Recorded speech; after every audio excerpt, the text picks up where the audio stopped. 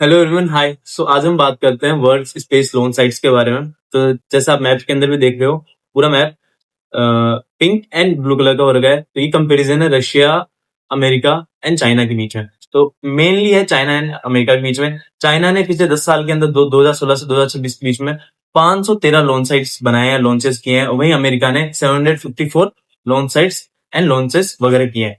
ये जो पूरी पूरी पूरी जो भी ये रेस हो रही है, ये स्पेस इंफ्रास्ट्रक्चर को डेवलप करने में हो रही है कि कौन सी कंट्री वर्ल्ड में फर्स्ट पोजीशन टेक ओवर करती है इस चीज के अंदर।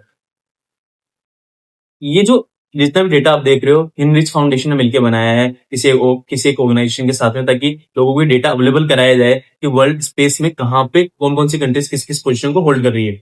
तो आप ये जो पूरा मैप देख रहे हो, इसके अंदर आप देखो आराम से कि चाइना के अंदर 188 लॉन्च साइट्स बने हैं जिक्वेन स्पेस सेंटर पे।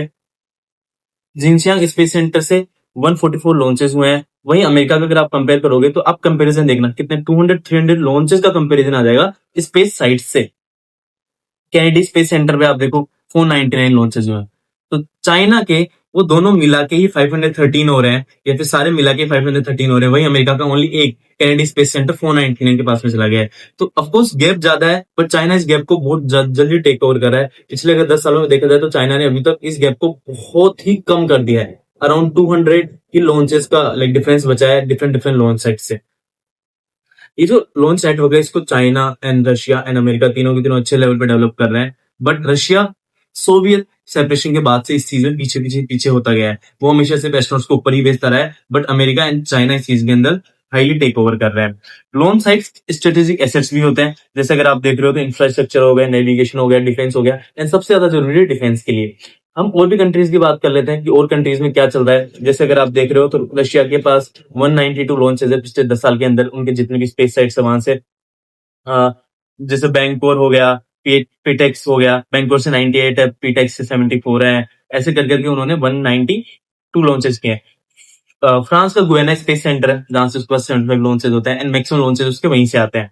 न्यूजीलैंड हो गया, न्यूजीलैंड का रॉकेट लैब लॉन्च जो सेंटर है कॉम्प्लेक्स 1, वहां पे 72 लॉन्चेस हैं। तो मैक्सिमम कंट्रीज के लॉन्चेस 100 के अंडर अंडर ही है। बेसिकली हमने जैसे भी बात की कि ये जो स्पेस इंफ्रास्ट्रक्चर है डेवलप क्यों किया जाता है, ज्यादा मेन रीजन है डिफेंस पर्पस के लिए भी। तो आप देखो चाइना ने पिछले 10 साल के अंदर 40 मेट्रिक टन डिफेंस अपने पावर को इंक्रीज करके कर लिया है 230 मेट्रिक टन। एंड वहीं अगर दुनिया को देखो तो दुनिया का कंपैरिजन आप इसके अंदर देखोगे अच्छे से, 160 से 120 पे आ गया पिछले 10 साल में। कम हुआ है 40 मेट्रिक टन। वहीं चाइना का इसी टाइम पीरियड के अंदर 190 मेट्रिक टन इंक्रीज हुआ है। और वहीं अगर यूएस की बात करो तो यूएस का 130 मेट्रिक टन इंक्रीज हुआ है। न्यू स्पेस रेस डेवलप हो गई है जिसके लिए पूरी सारी की सारी कंट्रीज वर्क कर रही है। जैसे आप देख रहे हो इसके अंदर सैटेलाइट नेटवर्क्स हो गए, मिलिट्री सिस्टम्स हो गए, इन सबको डेवलप किया जा रहा है।